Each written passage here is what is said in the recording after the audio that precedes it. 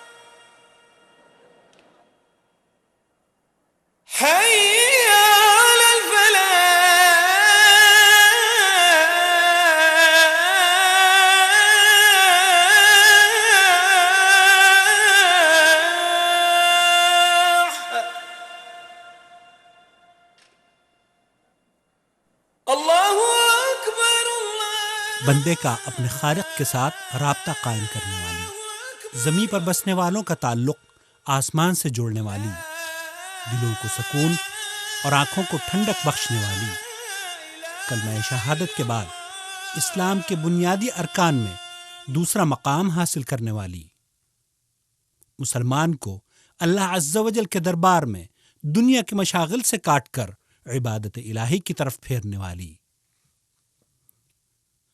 ذکر و اذکار سے خشوع و خضوع برپا کرنے والی عبادت کا نام نماز ہے۔ نماز مومن کے لیے اس دن کی زاد راہ ہے جس دن مال و اولاد کوئی فائدہ نہ دے گا، صرف وہی کامیاب ہوگا جو اپنے رب کے پاس قلب سلیم لے کر آیا ہوگا۔ اگر تم نے بغیر زاد راہ سفر کیا تو عن قریب ندامت ہوگی۔ کیا تم یہ پسند کرتے ہو کہ اس قوم کے ساتھی بن کر رہو جن کے پاس تو زاد راہ ہو اور تم بغیر زاد راہ کے ہو؟ انسان جب گمراہی کے دلدل میں گرا تو اپنے خالق کی عبادت سے دور ہو گیا اور پھر اوہام و خرافات میں مبتلا ہو کر بتوں اور ان کے مظاہر کی پرستش کرنے لگا، ان کے سامنے اپنی پیشانی ٹیکنے لگا، یہاں تک کہ ایسی چیزوں کی عبادت شروع کر دی جیسے آگ، حیوانات، مجسمے، بارش، شجر و حجر اور بت۔ پیروں فقیروں کو نفع و نقصان کا قادر سمجھنے لگا، جبکہ نفع اور نقصان کا مالک تو صرف اللہ ہے۔ قل اتعبدون من دون الله ما لا يملك لكم ضرا ولا نفعا والله هو السميع العليم قل يا أهل الكتاب لا تغلوا في دينكم غير الحق ولا تتبعوا أهواء قوم قد ضلوا من قبل وأضلوا كثيرا وضلوا عن سواء السبيل۔ اور بے شک یہ پہلی حقیقت ہے۔ فلما جن عليه الليل رأى كوكبا قال هذا ربي فلما أفل قال لا أحب الآفلين فلما رأى القمر بازغا قال هذا ربي فلما أفل قال لئن لم يهدني ربي لأكونن من القوم الضالين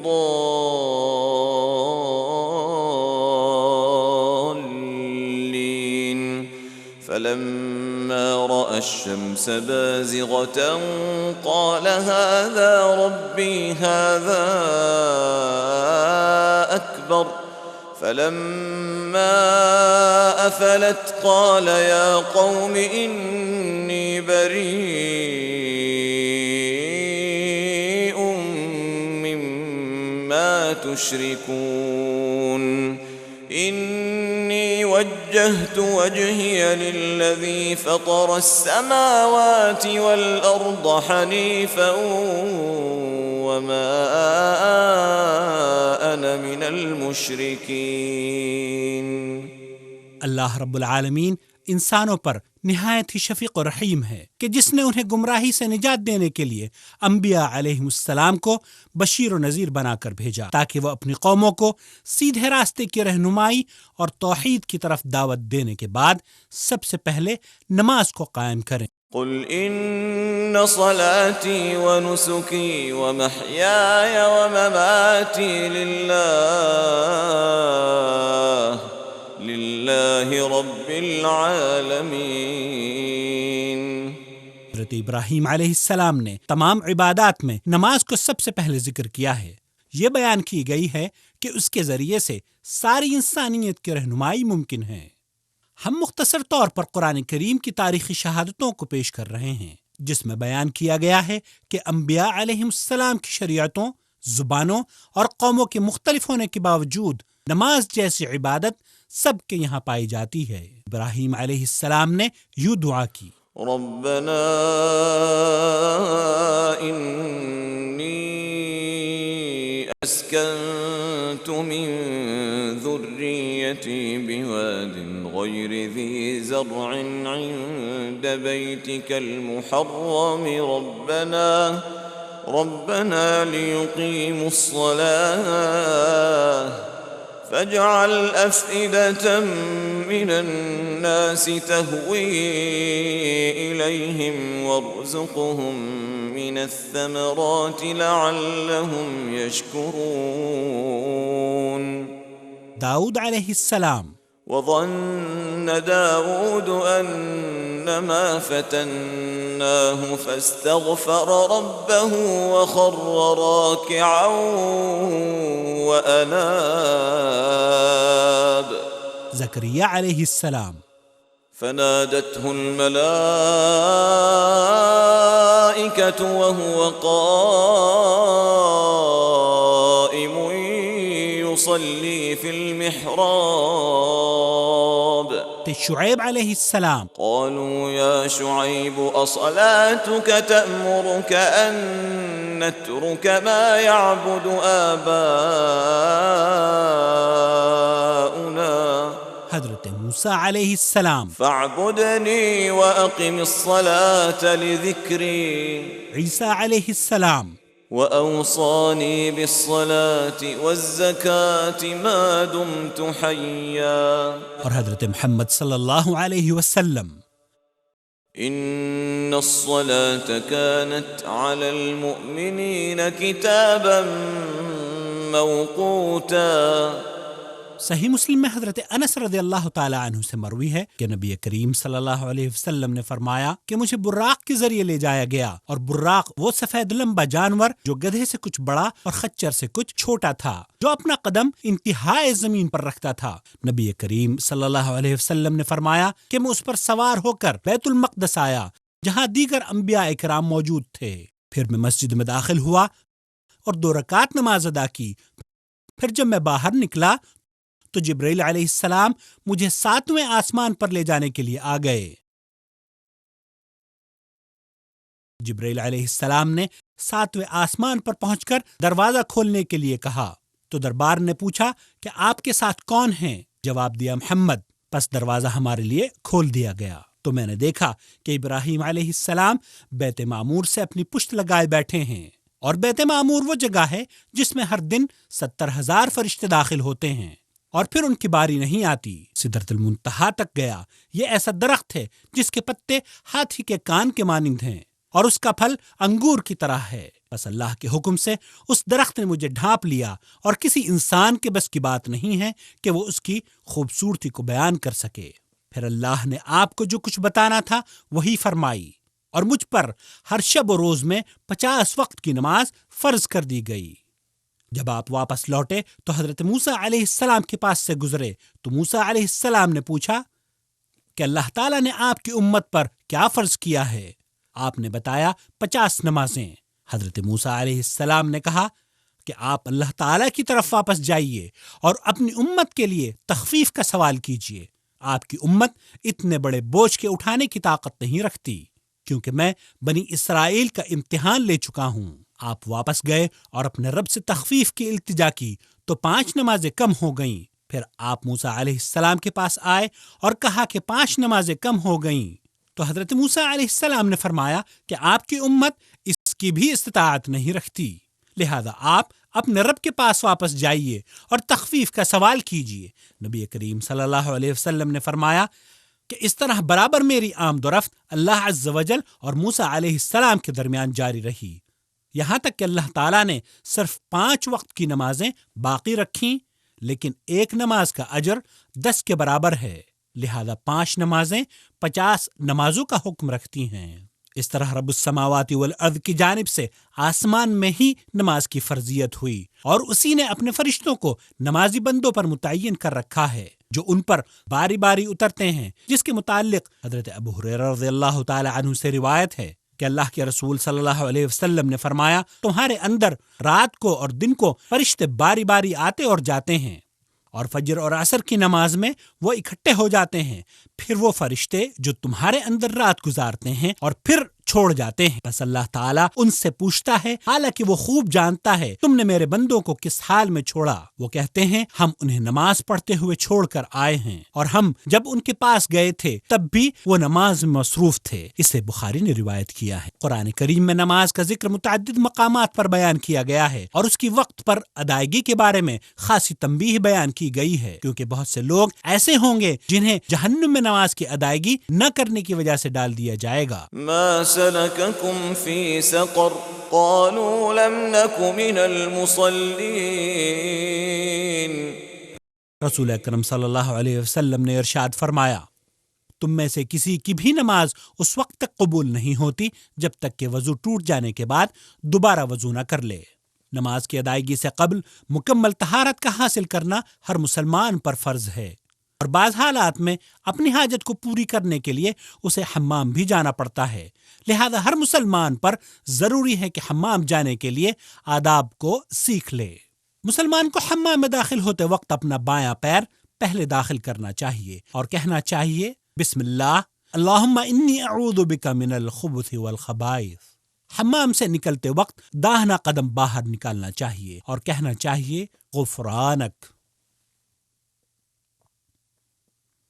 اے مسلمان بھائی، لوگوں کی نظروں سے دور رہ کر قضاء حاجت کرنی چاہیے، اور کوشش کرنی چاہیے کہ کوئی ایسی چیز ساتھ نہ ہو جس میں اللہ کا ذکر بیان کیا گیا ہو، اور یہ بھی حتی الامکان کوشش کرنی چاہیے کہ پیشاب و خانہ کرتے وقت رخ قبلے کی طرف نہ ہو۔ قضاء حاجت کے دوران گفتگو بھی نہیں کرنی چاہیے الا یہ کہ ضروری ہو۔ لید اور ہڈی سے استنجا نہ کرو، کیونکہ یہ تمہارے بھائی جنوں کی خوراک ہے۔ مٹی کے ڈھیلوں سے استنجا کرنا جائز ہے، لہذا طاق عدد کا استعمال کرنا چاہیے۔ سیدھے ہاتھ سے استنجا اور شرمگاہ کو نہیں چھونا چاہیے۔ رسول اکرم صلی اللہ علیہ وسلم نے ارشاد فرمایا، تم میں سے کوئی شخص پیشاب کرتے وقت اپنی شرمگاہ کو دائیں ہاتھ سے نہ چھوئے اور نہ دائیں ہاتھ سے استنجا کرے۔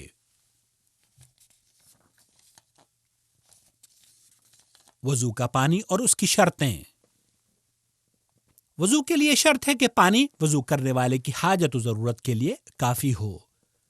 اگر پانی کافی نہ ہو تو ایسی صورت میں تیمم فرض ہے۔ پانی کا پاک ہونا ضروری ہے، یعنی پانی نجس یا صرف طاہر نہ ہو بلکہ مطہر بھی ہو۔ اگر پانی کسی پاک چیز سے مخلوط ہو جائے، جیسے گلاب، لیموں اور سنترے کے عرق وغیرہ سے، تو ایسی صورت میں پانی طاہر ہوتا ہے، مطہر نہیں ہوتا۔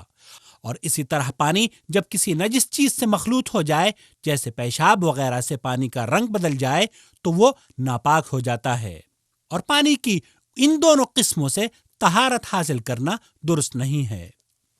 مگر جب کسی جگہ پانی ٹھہرنے کی وجہ سے اس جگہ کو بدل دے، کائی وغیرہ لگ جائے، تو کوئی حرج نہیں، اس سے طہارت حاصل کرنا درست ہے۔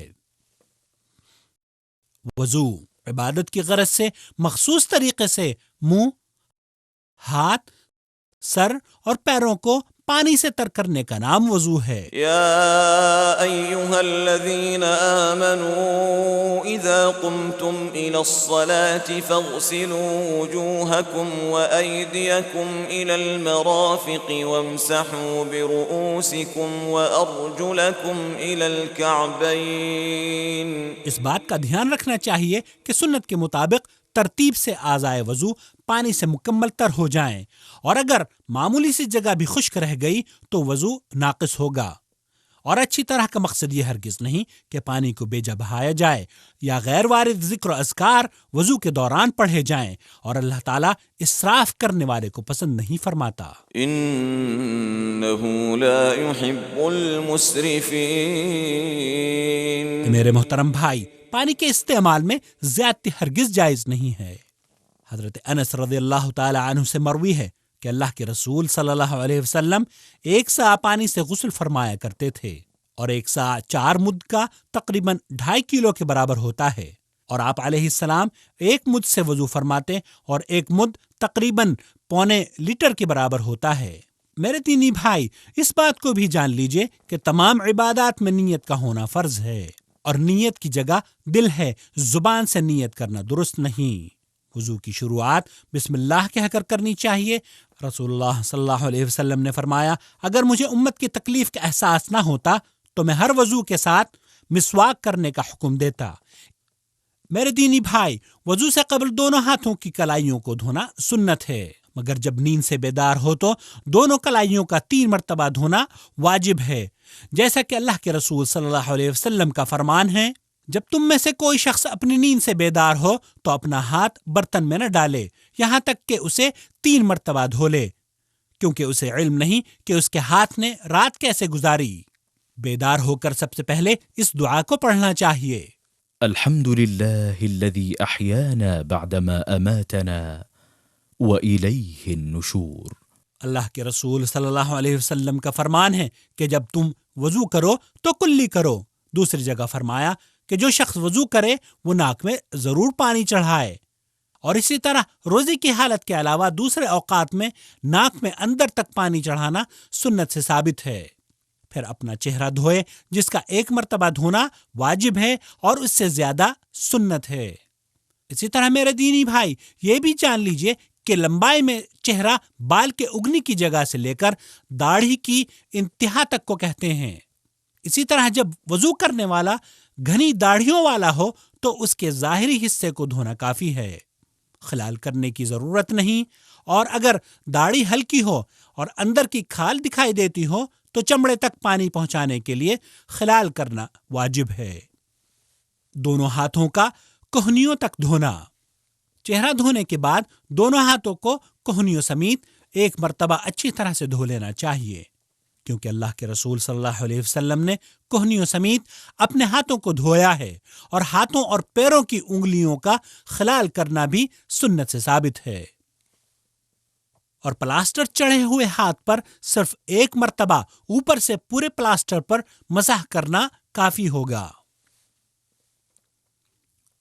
سر کا مسح۔ حضرت عبداللہ ابن زید رضی اللہ تعالی عنہ سے روایت ہے کہ اللہ کے رسول صلی اللہ علیہ وسلم نے اپنے سر کا مسح پہلے سر کے اگلے حصے سے شروع کیا اور ہاتھوں کو گدی تک لے گئے، پھر پیچھے سے آگے اسی جگہ لے آئے جہاں سے شروع کیا تھا۔ سر کے مسح کے ساتھ دونوں کانوں کا مسح بھی اسی پانی سے ضروری ہے۔ نبی کریم صلی اللہ علیہ وسلم کا فرمان ہے کہ دونوں کان سر ہی کا حصہ ہیں۔ واضح رہے کہ گردن کا مسح کرنا سنت سے ثابت نہیں ہے، اور اگر سر پر عمامہ یا کوئی اور کپڑا ہو تو وضو کرتے وقت ان پر مسح کر سکتے ہیں، اور یہ اس شرط پر جبکہ سر وضو کے بعد ڈھکا ہو۔ حضرت عمر ابن امیہ الضمری رضی اللہ تعالی عنہ فرماتے ہیں کہ میں نے اللہ کے رسول صلی اللہ علیہ وسلم کو موزوں اور عمامے پر مسح کرتے ہوئے دیکھا ہے، اور حضرت عمر رضی اللہ تعالی عنہ فرمایا کرتے تھے کہ جس شخص کو عمامے پر طہارت کا یقین نہ ہو اللہ اسے پاک نہ کرے۔ اس کے بعد دونوں پیروں کو ٹخنوں تک اچھی طرح دھو لینا چاہیے۔ ٹخنا اس ہڈی کو کہتے ہیں جو پنڈلی کے نچلے حصے میں ابھری ہوتی ہے، لہذا پیر کے ساتھ اس کا دھونا بھی واجب ہے۔ اسی طرح خف، چمڑے کا موزہ اور جراب پر مسح کرنا جائز ہے۔ لہذا میرے دینی بھائی، اعضائے وضو میں سے کسی عضو پر معمولی سی جگہ کو بھی چھوڑنے سے بچنا چاہیے، کیونکہ اللہ کے رسول صلی اللہ علیہ وسلم نے ایسے لوگوں کے لیے جو اپنے قدموں میں خشک جگہ چھوڑ دیتے ہیں فرمایا، ایڑیوں والوں کے لیے آگ سے خرابی ہے، پس وضو پوری طرح سے کیا کرو۔ حضرت صفوان ابن عسال رضی اللہ تعالی عنہ سے مروی ہے کہ ہمیں اللہ کے رسول صلی اللہ علیہ وسلم نے حکم دیا کہ اپنے خفین پر مسح کریں، اس شرط پر کہ انہیں وضو کے بعد پہنا ہو، اور آپ نے مسافر کے لیے 3 دن 3 رات اور مقیم کے لیے 1 دن اور 1 رات مسح کرنے کی رخصت عنایت فرمائی، اور ہم انہیں جنابت سے طہارت کے وقت ہی اتارا کرتے تھے۔ لہذا ایک مسلمان جب جنابت سے طہارت حاصل کرنا چاہے تو اسے موزوں کو اتار کر طہارت حاصل کرنی چاہیے، اور ایسے حالات میں موزوں پر طہارت کی مدت پھر اسی وقت سے شروع ہوگی جب سے وضو کے بعد موزے پہنے ہوں۔ موزوں پر مسح کرنے کا طریقہ یہ ہے کہ پاؤں کے اوپری حصے پر صرف 1 مرتبہ ہاتھ پھیرا جائے، واضح رہے پاؤں کے نچلے حصے پر مسح کرنا غلط ہے۔ اے مسلمان بھائی، کسی ایسی چیز کے جسم پر لگے رہنے سے وضو نہیں ہوتا جس کی وجہ سے پانی جسم کے اعضاء تک نہ پہنچ پاتا ہو، جیسے عورتوں کی نیل پالش، خاص قسم کے پینٹس اور چربی وغیرہ جس سے پانی رک جاتا ہو، اور وہ لوگ جو رنگ وغیرہ کے کاموں کو کرتے ہیں انہیں ایسی اشیاء کو صاف کرنے کی کوشش کرنی چاہیے تاکہ جسم پانی سے تر ہو جائے۔ البتہ کوشش کرنے کے باوجود اگر کوئی جگہ ایسی رہ جائے جہاں سے رنگ وغیرہ نہ اترے تو ان کا حکم معذور کا حکم ہوگا، اور انہیں ہر نماز کے لیے الگ وضو کرنی چاہیے۔ تیمم کا بیان۔ وَإِن كُنتُمْ جُنُبًا فَاطَّهَّرُوا وَإِن كُنتُم مَّرْضَىٰ أَوْ عَلَىٰ سَفَرٍ أَوْ جَاءَ أَحَدٌ مِّنكُم مِّنَ الْغَائِطِ أَوْ لَامَسْتُمُ النِّسَاءَ فَلَمْ تَجِدُوا مَاءً فَتَيَمَّمُوا صَعِيدًا طَيِّبًا فَامْسَحُوا بِوُجُوهِكُمْ وَأَيْدِيكُمْ مِنْهُ مَا يُرِيدُ اللَّهُ لِيَجْعَلَ عَلَيْكُمْ مِنْ حَرَجٍ وَلَكِنْ يُرِيدُ لِيُطَهِّرَكُمْ وَلِيُتِمَّ نِعْمَتَهُ عَلَيْكُمْ لَعَلَّكُمْ تَشْكُرُونَ۔ اللہ تعالیٰ نے شریعت اسلام میں بہت سی آسانیاں انسان کے لیے عنایت فرمائی ہیں، ان آسانیوں میں سے تیمم بھی ایک عظیم رحمت ہے۔ رسول اللہ صلی اللہ علیہ وسلم نے ارشاد فرمایا، مجھے 5 چیزیں ایسی دی گئی ہیں جو مجھ سے پہلے کسی کو نہیں دی گئی تھیں۔ زمین میرے لیے سجدہ گاہ، اور اگر پانی میسر نہ ہو تو پاک کرنے والی بنائی گئی ہے۔ پس میری امت کا جو انسان نماز کے وقت کو جہاں بھی پالے اسے وہیں نماز ادا کر لینی چاہیے۔ اے مسلمان بھائی، یہ بات بھی جان لیجئے کہ تیمم مقیم اور مسافر دونوں کے لیے پانی نہ ہونے کی صورت میں، یا پانی ناکافی ہونے کی صورت میں، یا اگر کسی بیماری کی یا خوف کی وجہ سے پانی نہ استعمال کر سکتا ہو تو ان حالات میں تیمم جائز ہے۔ تیمم کا طریقہ: بسم اللہ کہہ کر دونوں ہتھیلیوں کو زمین، مٹی یا ریت پر مارے، اور ترتیب سے پہلے ہاتھ چہرے پر پھیرے، اور پھر داہنے ہاتھ کو بائیں ہاتھ پر اور بائیں ہاتھ کو دائیں ہاتھ پر پھیرے۔ چہرے پر ہاتھ اوپر کی جانب سے نیچے کی طرف پھیرنا چاہیے۔ رسول اللہ صلی اللہ علیہ وسلم نے فرمایا، اگر کوئی شخص مکمل وضو کر کے یہ دعا پڑھ لے، أشهد أن لا إله إلا الله وحده لا شريك له وأشهد أن محمدا عبده ورسوله، تو اس کے لیے جنت کے 8 دروازے کھول دیے جاتے ہیں کہ جس سے چاہے داخل ہو جائے۔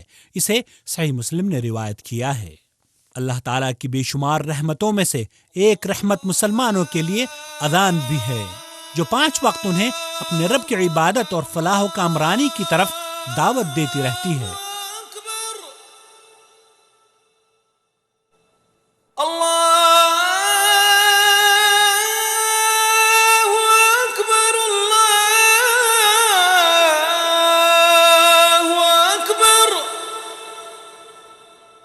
أشهد أن لا إله إلا الله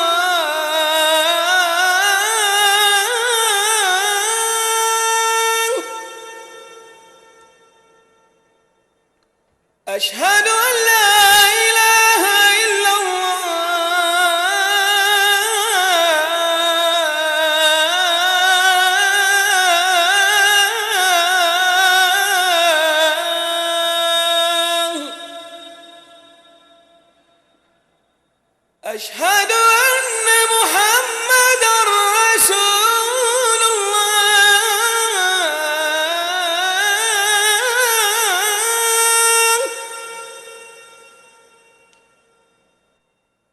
أشهد أن محمد اذان کا جواب دینا مسنون عمل ہے، اور اس کا طریقہ یہ ہے کہ جو کلمات مؤذن کہے وہی تم بھی کہو، سوا حی علی الصلاح اور حی علی الفلاح کے وقت، کیونکہ جب مؤذن یہ الفاظ کہے تو لا حول ولا قوت الا باللہ کہنا چاہیے، اور فجر کے اذان میں جب مؤذن یہ کہے الصلاۃ خیر من النوم تو سننے والے کو بھی الصلاۃ خیر من النوم ہی کہنا چاہیے۔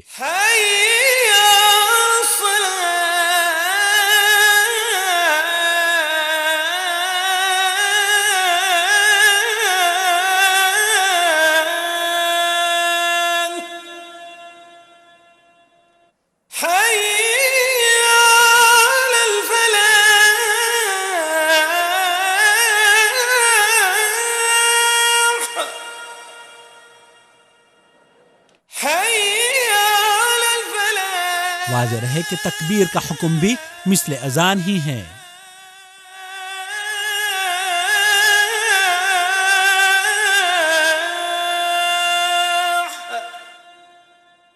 اللہ اکبر اللہ اکبر لا۔ اور اذان سے فارغ ہونے کے بعد مؤذن اور سننے والوں کو چاہیے کہ نبی کریم صلی اللہ علیہ وسلم پر درود بھیجیں۔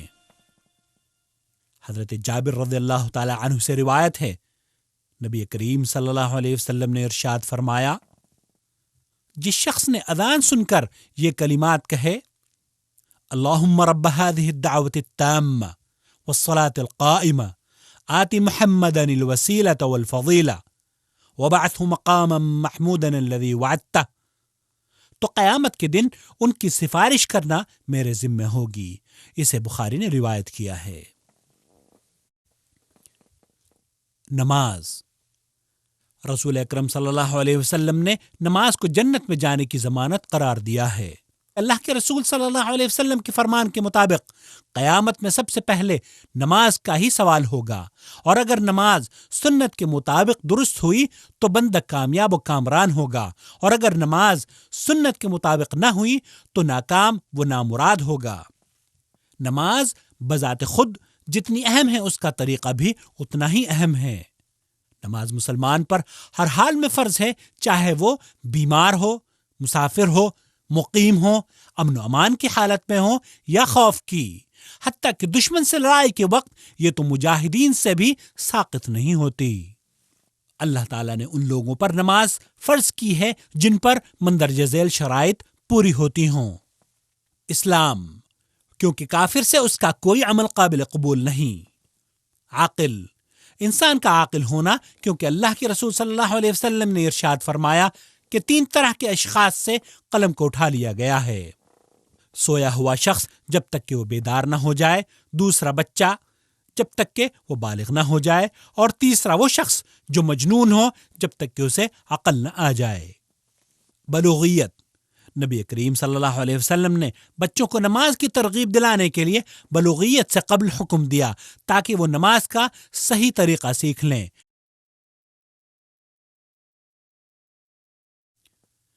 حیض اور نفاس سے پاک ہونا، دخول وقت سے قبل نماز قبول نہیں ہوتی۔ اللہ عز و جل کا ارشاد گرامی ہے، ان الصلاة كانت على المؤمنين كتابا موقوتا۔ اے مسلمان بھائی، نماز کی حفاظت کر، کیونکہ ان لوگوں کے بارے میں شدید وعید آئی ہے جو انہیں ضائع کرتے ہیں۔ قال تعالى: فويل للمصلين الذين هم عن صلاتهم ساهون۔ اور اللہ کے نبی صلی اللہ علیہ وسلم نے فرمایا، ہمارے اور منافقوں کے درمیان فرق نماز ہے، جس نے نماز چھوڑ دی پس اس نے کفر اختیار کیا۔ ہر مسلمان کے لیے نماز ادا کرنے سے پہلے مندرجہ ذیل چیزوں کی تیاری ضروری ہے۔ نمبر 1، کپڑا بدن اور جائے نماز پاک ہو۔ نمبر 2، پاک لباس کے ذریعے ستر پوشی واجب ہے۔ مرد کا ستر ناف سے گھٹنوں تک اور عورت کا پورا جسم ستر ہے، مگر محرم کے سامنے چہرہ اور ہتھیلیاں کھلی رکھ کر نماز ادا کر سکتی ہے۔ اور ہر وہ تنگ لباس جس میں شرمگاہ ظاہر ہو اس میں نماز درست نہ ہوگی۔ اسی طرح ہر وہ چھوٹا کپڑا جس سے رکوع اور سجدے میں جسم کا ایسا حصہ ظاہر ہو جائے جس کا حکم شرمگاہ کی طرح ہو تو اس کی وجہ سے نماز باطل ہو سکتی ہے۔ میرے دینی بھائی، یہ بھی جان لیں کہ ننگے سر شخص کی نماز درست ہے، اگرچہ بہتر یہ ہے کہ پوری طرح سے زینت اختیار کی جائے۔ يا بني آدم خذوا زينتكم عند كل مسجد۔ اور اللہ کے رسول صلی اللہ علیہ وسلم نے ارشاد فرمایا کہ اللہ تعالیٰ کی ذات اس بات کی زیادہ مستحق ہے کہ اس کے لیے زینت اختیار کی جائے۔ نمبر 3، جس قدر ممکن ہو قبلے کا استقبال کرنا چاہیے، جیسا کہ فرمان الہی ہے، ومن حيث خرجت فول وجهك شطر المسجد الحرام وحيث ما كنتم فولوا وجوهكم شطره۔ لہذا ایک مسلمان پر واجب ہے کہ وہ حتی الامکان قبلے کے رخ کا اہتمام کرے، اور واضح ہے کہ استقبال قبلہ کسی سے ساقط نہیں کیا گیا ہے سوائے اس مریض کے جو استقبال قبلہ سے عاجز ہو، یا خوف کی وجہ سے، یا وہ شخص جو سواری پر نفلی نماز پڑھ رہا ہو۔ نماز کا مسنون طریقہ۔ میرے دینی بھائی، جب نماز کے لیے کھڑے ہو تو قلب و نظر میں عظمت کبریائی کا سوز و گداز لے کر اور تذلل و خاکساری کا پیکر بن کر، کیونکہ اسی میں فلاح و کامیابی ہے۔ اللہ رب العالمین فرماتا ہے، قد افلح المؤمنون الذين هم في صلاتهم خاشعون۔ ہر عمل کی نیت ضروری ہے، اور نیت کا مقام دل ہے۔ زبان سے نیت کرنی درست نہیں، بلکہ یہ بدعت ہے، کیونکہ اللہ کے رسول صلی اللہ علیہ وسلم اپنی نماز کے ابتدا میں دونوں ہاتھوں کو اٹھا کر اللہ اکبر کہتے۔ تکبیر اولیٰ کے ساتھ رفع یدین کرتے وقت ہاتھوں کو کندھے یا کانوں تک اٹھانا چاہیے، کیونکہ اللہ کے رسول صلی اللہ علیہ وسلم کی یہی سنت ہے۔ اور جو روایتیں اس کے برخلاف ہیں یا تو وہ سخت ضعیف ہیں یا ان کی کوئی اصل نہیں۔ واضح ہے کہ کانوں کی لو چھونے کی بھی کوئی اصل نہیں۔ اور یہ بھی جان لیجئے کہ نماز میں رفع یدین 4 مقامات پر کرنا سنت سے ثابت ہے۔ نمبر 1، تکبیر تحریمہ کے وقت۔ نمبر 2، رکوع میں جاتے وقت۔ نمبر 3، رکوع سے سر اٹھاتے وقت۔ اور نمبر 4، تیسری رکعت کی ابتدا میں یعنی تشہد سے کھڑے ہو کر۔ پھر اپنے دائیں ہاتھ سے بائیں ہاتھ کی کلائی پکڑ کر دونوں ہاتھ سینے پر باندھ لینے چاہیے، مگر زیر ناف یا ناف کے اوپر ہاتھ باندھنے والی ساری روایتیں حد درجہ ضعیف ہیں، جن پر عمل کرنا درست نہیں۔ اور اسی طرح دونوں ہاتھوں کو کھلا چھوڑ دینے کی بھی کوئی اصل شریعت میں نہیں ملتی۔ ادھر ادھر نماز میں دیکھنا سراسر غلط عمل ہے، اور اس بات کا خیال رکھنا چاہیے کہ نگاہ سجدے کی جگہ پر ہو۔ تکبیر تحریمہ کے بعد اللہ کے رسول صلی اللہ علیہ وسلم سے متعدد دعاؤں کا پڑھنا ثابت ہے، جن میں سے ہیں سبحانك اللهم وبحمدك وتبارك اسمك وتعالى جدك ولا إله غيرك۔ حضرت ابو ہریرہ رضی اللہ تعالی عنہ فرماتے ہیں، رسول اللہ صلی اللہ علیہ وسلم تکبیر تحریمہ کے بعد قرات شروع کرنے سے پہلے تھوڑی دیر خاموش رہتے۔ میں نے عرض کیا، میرے ماں باپ آپ پر قربان، اس خاموشی میں آپ کیا پڑھتے ہیں؟ آپ صلی اللہ علیہ وسلم نے فرمایا، میں یہ دعا پڑھتا ہوں، اللهم باعد بيني وبين خطاياي كما باعدت بين المشرق والمغرب، اللهم نقني من خطاياي كما ينقى الثوب الأبيض من الدنس، اللهم اغسلني من خطاياي بالثلج والماء والبرد۔ اس کے بعد اعوذ باللہ من الشیطان الرجیم پڑھنے کے بعد سورہ فاتحہ پڑھنی چاہیے، کیونکہ اللہ عز و جل ارشاد فرماتا ہے، فإذا قرأت القرآن فاستعذ بالله من الشيطان الرجيم۔ اور اس بات کو دھیان سے سماعت فرما لیجئے کہ سورہ فاتحہ امام، مقتدی اور منفرد سب پر پڑھنا ضروری ہے، اس کے پڑھے بغیر نماز نہیں ہوتی۔ رسول اکرم صلی اللہ علیہ وسلم نے ارشاد فرمایا، جس شخص نے نماز میں سورہ فاتحہ نہیں پڑھی اس کی نماز نہیں۔ اسے بخاری نے روایت کیا ہے۔ سورہ فاتحہ کی اہمیت کو مد نظر رکھتے ہوئے صحیح قرات آپ کے لیے پیش خدمت ہے۔ بسم اللہ الرحمن الرحیم، الحمد للہ رب العالمین، الرحمن الرحیم، مالک یوم الدین، إياك نعبد وإياك نستعين، اهدنا الصراط المستقيم،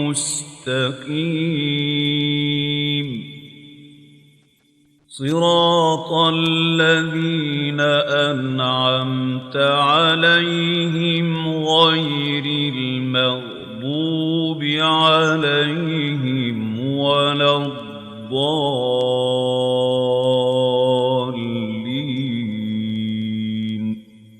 سورہ فاتحہ کے واجب ہونے میں کوئی شک نہیں، اور جو لوگ امام کے پیچھے سورہ فاتحہ نہیں پڑھتے ان کی دلیلیں درست نہ ہونے کی وجہ سے صحیح عمل یہی ہے کہ سورہ فاتحہ کی تلاوت ہر رکعت میں کی جائے۔ اللہ عز و جل کا ارشاد ہے، وَإِذَا قُرِئَ الْقُرْآنُ فَاسْتَمِعُوا لَهُ وَأَنصِتُوا لَعَلَّكُمْ تُرْحَمُونَ۔ رسول اللہ صلی اللہ علیہ وسلم نے اپنے صحابہ کو اس بات کی تعلیم دی کہ جب امام سورہ فاتحہ کے بعد قرآن پڑھے تو تم خاموش رہو۔ سورہ فاتحہ کو امام کے پیچھے ساتھ ساتھ یا سکتات میں پڑھا جا سکتا ہے، البتہ نبی کریم صلی اللہ علیہ وسلم سے ثابت نہیں کہ آپ نے سورہ فاتحہ کی قرات کے بعد طویل وقفہ کیا ہو۔ قرات فاتحہ کے بعد سنت یہ ہے کہ ہر نمازی بلند آواز سے کہے آمین۔ ہر نمازی کو بلند آواز سے آمین کہنا چاہیے، چاہے وہ امام ہو یا مقتدی۔ رسول اللہ صلی اللہ علیہ وسلم نے ارشاد فرمایا، جب امام آمین کہے تو تم بھی آمین کہو۔ جس کی آمین کی آواز فرشتوں کی آمین سے موافق ہو گئی اس کے گزشتہ تمام صغیرہ گناہ بخش دیے جاتے ہیں۔ اسے بخاری نے روایت کیا ہے۔ اور جب امام اور مقتدی بلند آواز سے آمین کہہ لیں تو امام کو چاہیے کہ جو میسر ہو قرآن کریم میں سے تلاوت کرے۔ قرات سے فارغ ہونے کے بعد تکبیر کہہ کر رفع یدین کرتے ہوئے رکوع میں چلے جانا چاہیے۔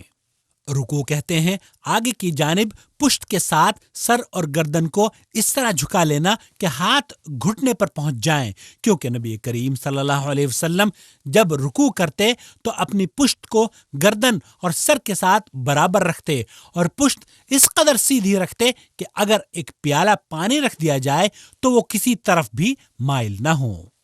اور یہ طریقہ بالکل غلط ہے کہ پشت کے خط استوا سے سر کو بلند یا جھکا کر رکھا جائے، کیونکہ رکوع میں اللہ کے نبی صلی اللہ علیہ وسلم کا ہمیشہ یہ طریقہ تھا کہ دونوں ہاتھوں سے دونوں گھٹنوں کو پکڑتے اور انگلیوں کو پھیلائے رکھتے اور ساتھ ہی دونوں پنڈلیوں اور بازوؤں کو پھیلائے رکھتے۔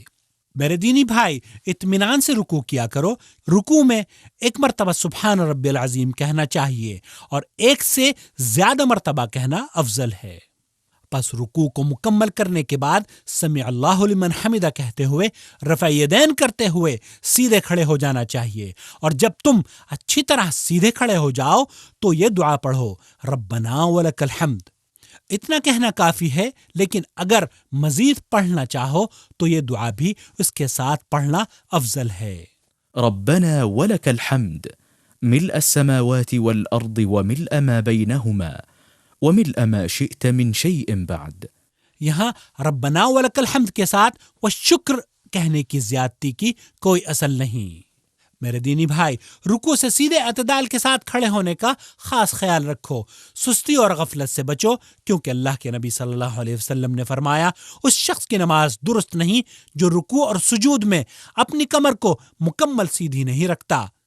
لہذا جب مکمل اطمینان سے کھڑے ہو جاؤ پھر اللہ اکبر کہتے ہوئے سجدے میں چلے جاؤ۔ سجدے کی کیفیت۔ نماز میں سجدہ کہتے ہیں 7 اعضاء کو مخصوص طریقے سے زمین پر رکھنا، اور وہ 7 اعضاء یہ ہیں: پیشانی ناک کے ساتھ، دونوں ہاتھ اور دونوں گھٹنے، اور دونوں پاؤں کی انگلیاں۔ اللہ کے نبی صلی اللہ علیہ وسلم کا فرمان ہے، اس شخص کی نماز نہیں ہوتی جس کی ناک زمین سے نہ لگی ہو۔ اور اسی طرح دونوں بازوؤں کو پہلوؤں سے اور دونوں رانوں کو پیٹ سے دور رکھنا چاہیے۔ سجدے میں دونوں قدموں کو ملا کر سیدھے کھڑا رکھنا چاہیے اور اپنے بازوؤں کو زمین پر نہ بچھانا چاہیے۔ یہ طریقہ غلط ہے۔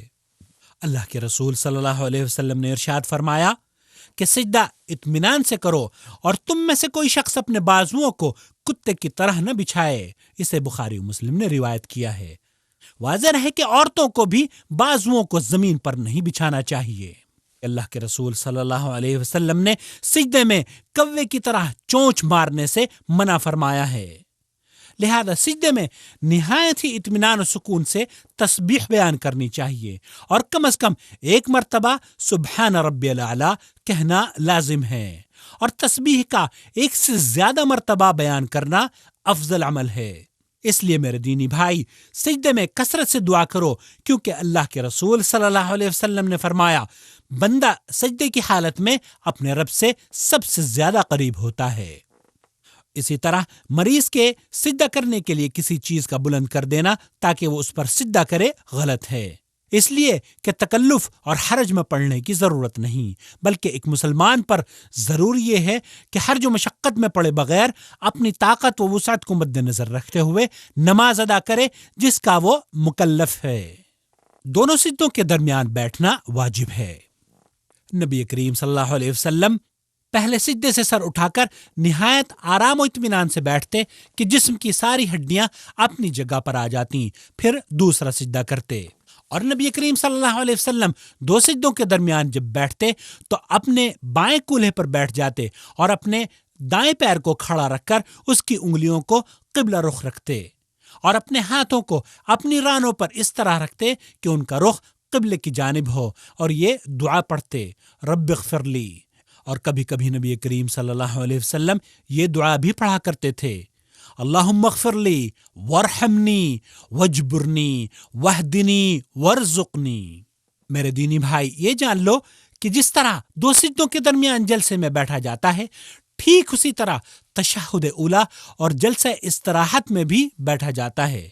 نبی کریم صلی اللہ علیہ وسلم جب نماز کی پہلی اور تیسری رکعت میں ہوتے تو دوسرے سجدے کے بعد تھوڑی دیر سیدھے بیٹھتے، پھر قیام کے لیے کھڑے ہوتے۔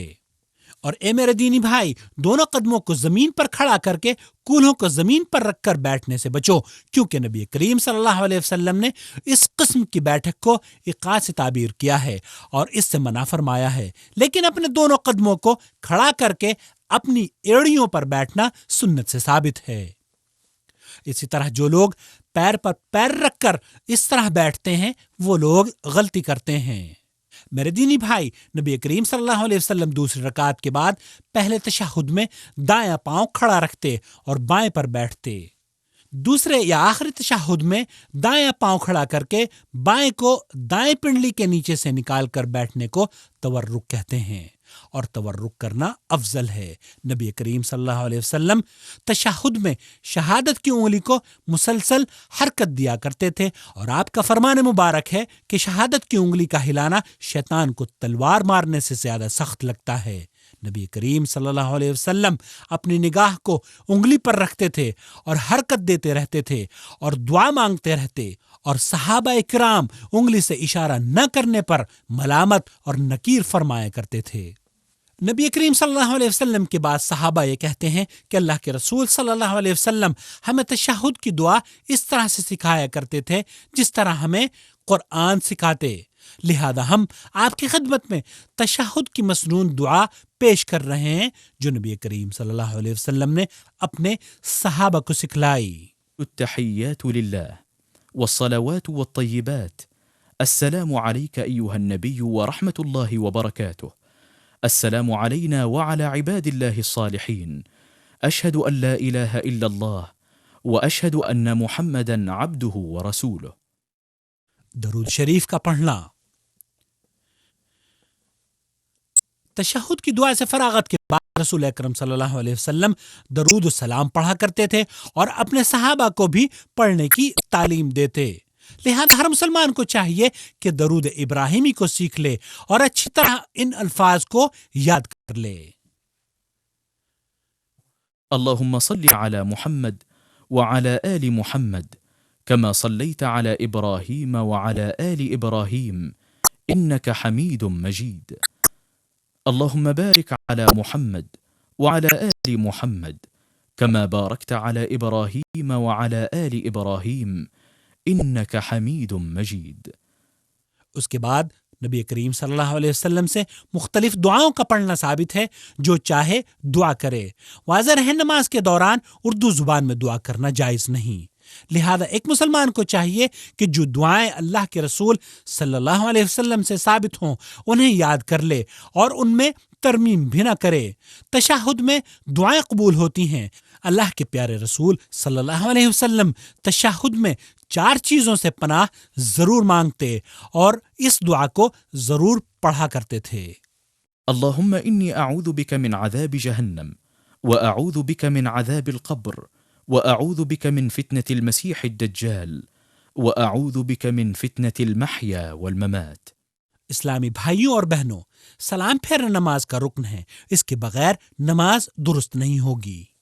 نبی کریم صلی اللہ علیہ وسلم پہلے اپنے دائیں سلام پھیرتے اور کہتے السلام علیکم ورحمۃ اللہ، اور کبھی کبھی السلام علیکم ورحمۃ اللہ وبرکاتہ، پھر بائیں سلام پھیرتے اور کہتے السلام علیکم ورحمۃ اللہ۔ واضح رہے نبی کریم صلی اللہ علیہ وسلم سے سلام کے بعد اجتماعی دعا کرنے کا ثبوت نہیں ملتا۔ میرے دینی بھائی، جس طرح نبی کریم صلی اللہ علیہ وسلم نے نماز ادا کی ہے ویسے ہی ادا کرو۔ بعض لوگ نماز میں ایسے اقوال و افعال کا التزام کرتے ہیں جس کی شریعت میں کوئی حیثیت نہیں۔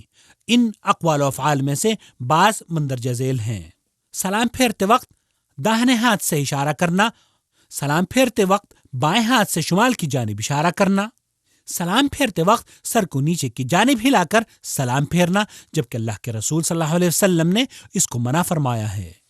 اور بعض لوگوں کو تو اتنی عجلت ہوتی ہے کہ ایک ہی سلام کے بعد فرار ہونے کی کوشش کرتے ہیں، جس کا منظر خاص طور پر خانہ کعبہ میں حجر اسود کے قریب دیکھنے میں آتا ہے۔ یہ اعمال غلط ہیں، کیونکہ اللہ کے رسول صلی اللہ علیہ وسلم نماز کے اخیر میں دونوں جانب سلام پھیرا کرتے تھے، اور جو یہ کہتے ہیں کہ ایک سلام بھی جائز ہے، ان کا یہ کہنا غلط ہے، کیونکہ یہ صریح صحیح احادیث کی مخالفت ہے۔ سلام پھیرنے کے بعد اللہ کے رسول صلی اللہ علیہ وسلم نمازیوں کی طرف متوجہ ہو جایا کرتے تھے، اور آپ علیہ السلام اپنی جگہ سے کبھی داہنی جانب کی طرف سے مڑتے اور کبھی بائیں جانب مڑ کر صحابہ کی طرف رخ فرماتے۔ نماز کے بعد امام کا اپنی جگہ بیٹھے رہنا اور مقتدیوں کو دعائیں کروانا ثابت نہیں، بلکہ امام کو دائیں بائیں جانب گھوم کر رخ نمازیوں کی طرف کر لینا چاہیے۔ نماز کے بعد کے اذکار و وظائف: نبی کریم صلی اللہ علیہ وسلم نماز سے فارغ ہو کر اللہ اکبر کہتے، اور اگر آپ کو جلدی ہوتی تو 10 مرتبہ سبحان اللہ، 10 مرتبہ الحمدللہ اور 10 یا 11 مرتبہ اللہ اکبر کا ذکر کرتے، ورنہ عام طور پر تکبیر کے بعد مسنون اذکار کا ورد آپ سے ثابت ہے، اور وہ ہیں 3 مرتبہ استغفر اللہ، استغفر اللہ، استغفر اللہ۔ اللهم أنت السلام ومنك السلام تباركت يا ذا الجلال والإكرام۔ واضح ہے کہ اس دعا میں اضافہ نہیں کرنا چاہیے، اور اس کے بعد یہ پڑھے لا إله إلا الله وحده لا شريك له له الملك وله الحمد وهو على كل شيء قدير اللهم لا مانع لما أعطيت ولا معطي لما منعت ولا ينفع ذا الجد منك الجد۔ اور اس کے بعد یہ پڑھے لا إله إلا الله وحده لا شريك له له الملك وله الحمد وهو على كل شيء قدير ولا حول ولا قوة إلا بالله ولا نعبد إلا إياه له النعمة وله الفضل وله الثناء الحسن لا إله إلا الله مخلصين له الدين ولو كره الكافرون۔ اور اس کے بعد 33 مرتبہ سبحان اللہ، 33 مرتبہ الحمدللہ اور 33 مرتبہ اللہ اکبر پڑھنا چاہیے۔ واضح ہے کہ نماز کے بعد اجتماعی دعائیں کرنا غلط ہیں، اور سلام پھیرنے کے بعد سر پر ہاتھ رکھنے کی بھی کوئی حقیقت نہیں۔ سجدہ تلاوت۔ میرے مسلمان بھائیوں اور بہنوں، قرآن کریم میں 15 مقامات پر سجدے آئے ہیں، اور ان تمام سجدوں میں انسان جو چاہے دعا کر سکتا ہے۔ اللہ کے رسول صلی اللہ علیہ وسلم سجدہ تلاوت میں سبحان ربی الاعلیٰ کے ساتھ یہ دعا پڑھا کرتے تھے۔ سجد وجهي للذي خلقه وشق سمعه وبصره بحوله وقوته فتبارك الله أحسن الخالقين۔ امام مسلم نے حضرت ابو ہریرہ رضی اللہ تعالی عنہ سے مروی حدیث نقل کی ہے کہ نبی کریم صلی اللہ علیہ وسلم نے ارشاد فرمایا، جب ابن آدم آیت سجدے کی تلاوت کرتے ہوئے اس پر سجدہ کرتا ہے تو شیطان روتے ہوئے علیحدہ ہو کر کہتا ہے، ہائے تباہی و بربادی، اسے سجدہ کرنے کا حکم دیا گیا تو اس نے سجدہ کیا اور جنت کا مستحق بن گیا، اور مجھے سجدہ کرنے کا حکم دیا تو میں نے انکار کر دیا، لہذا میں جہنم کا مستحق ہو گیا۔ سجدہ سہو۔ میرے دینی بھائی، اس میں کوئی شک نہیں ہے کہ ہر انسان فطری طور پر بھولتا ہے، اس لیے نبی کریم صلی اللہ علیہ وسلم کا فرمان ہے، یقیناً میں انسان ہوں، جیسے تم لوگ بھولتے ہو ویسے ہی میں بھی بھولتا ہوں، لہذا جب میں بھول جاؤں تو مجھے یاد دہانی کرا دیا کرو۔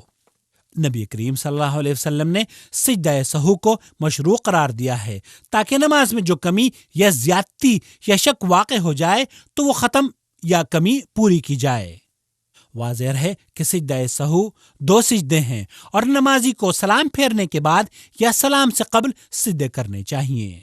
سجدہ سہو صرف نماز کے ارکان کی بھول چوک میں ہے، جیسے تشہد اولی، سورہ فاتحہ کے بعد آیات کی تلاوت وغیرہ کا بھولنا۔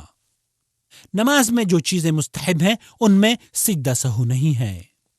سجدہ سہو نماز میں صرف ایک مرتبہ ہے، اگرچہ ایک ہی نماز میں کئی مرتبہ بھول چوک ہو جائے، اور اگر رکن چھوٹ جائے تو رکن کو پورا کرنے کے بعد سجدہ کرنا چاہیے، کیونکہ رکن کے چھوٹنے پر صرف سجدہ کر لینا کافی نہ ہوگا، اور اگر نماز میں جو چیزیں واجب ہیں وہ چھوٹ گئیں تو صرف سجدہ سہو کافی ہو جائے گا۔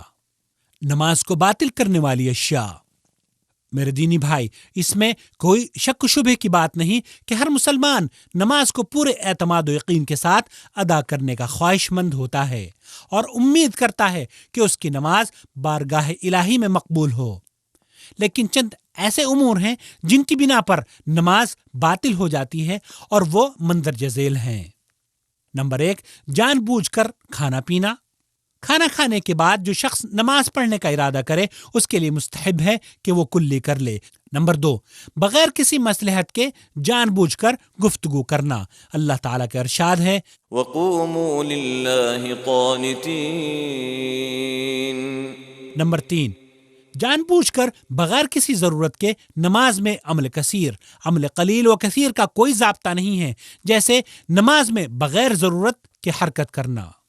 نمبر 4، بغیر کسی عذر کے جان بوجھ کر نماز کے رکن یا واجب کو چھوڑ دینا۔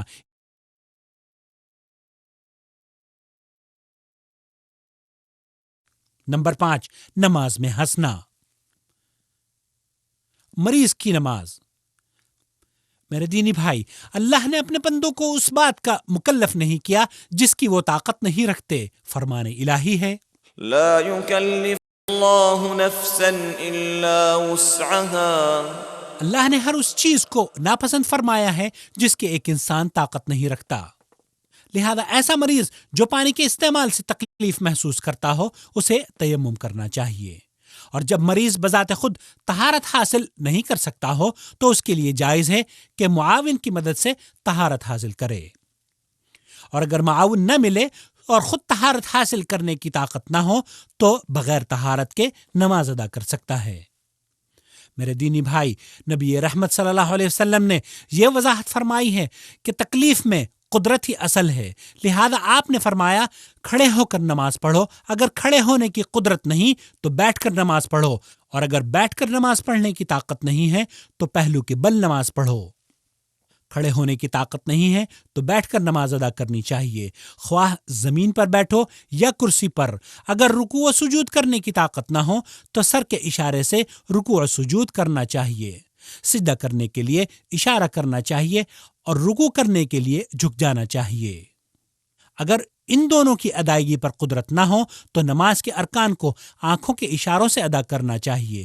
رکوع کے لیے آنکھوں کو تھوڑا سا بند کر دینا چاہیے، جبکہ سجدے کے لیے دونوں آنکھوں کو زیادہ بند کر دینا چاہیے۔ اور یہ بات بھی جان لیں کہ بے ہوش نمازوں پر ان نمازوں کی قضا واجب ہے جو نماز بے ہوشی کی حالت میں فوت ہو گئی ہیں۔ بے ہوش مریض کا حکم سونے والے کے حکم کے مترادف ہے۔ اگر بے ہوشی کی مدت طویل ہو اور اگر قضا نمازوں کا پورا کرنا اس پر شاق گزرے تو اس صورت میں قضا نمازیں ساقط ہو جائیں گی۔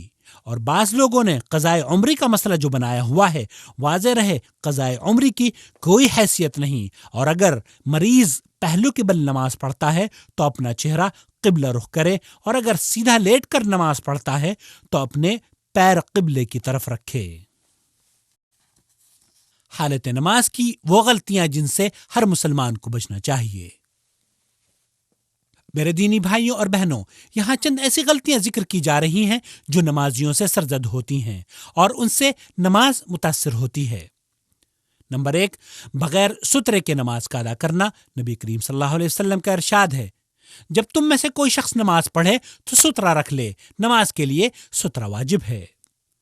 نمبر 2، نماز میں تکبیر، ذکر و اذکار اور قرات زبان کو حرکت دے کر نہ پڑھنا۔ اگر کوئی شخص صرف دل سے ادا کرتا ہے تو ایسے شخص کو قاری نہیں کہیں گے۔ نمبر 4، 4 مقامات پر اللہ اکبر کہتے وقت رفع یدین نہ کرنا۔ نمبر 4، سجدے کے مقام کو دیکھنے کے بجائے آسمان کی طرف دیکھنا۔ نبی کریم صلی اللہ علیہ وسلم نے دھمکی بھرے الفاظ میں یوں ارشاد فرمایا، وہ لوگ جو نماز میں آسمان کی طرف دیکھتے ہیں باز آ جائیں ورنہ اللہ ان کی بصارت سلب کر لے گا۔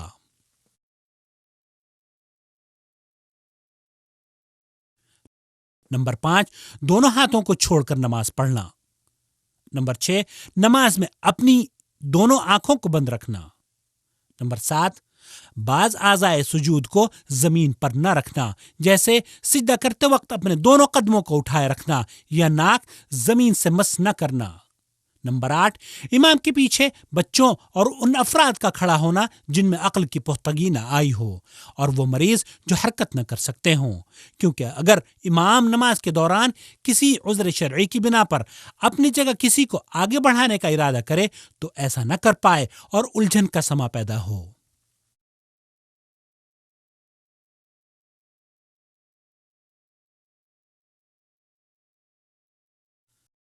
نمبر 9، بعض لوگوں کا یہ عمل کہ جماعت میں شامل ہونے کے لیے جب وہ امام کو سجدے یا قاعدے میں پاتے ہیں تو نماز میں شامل نہیں ہوتے، یہاں تک کہ امام دوسری رکعت کے لیے کھڑا ہو جاتا ہے، جبکہ حکم یہ ہے کہ جس حال میں امام کو پاؤ اس کے ساتھ جماعت میں شامل ہو جاؤ۔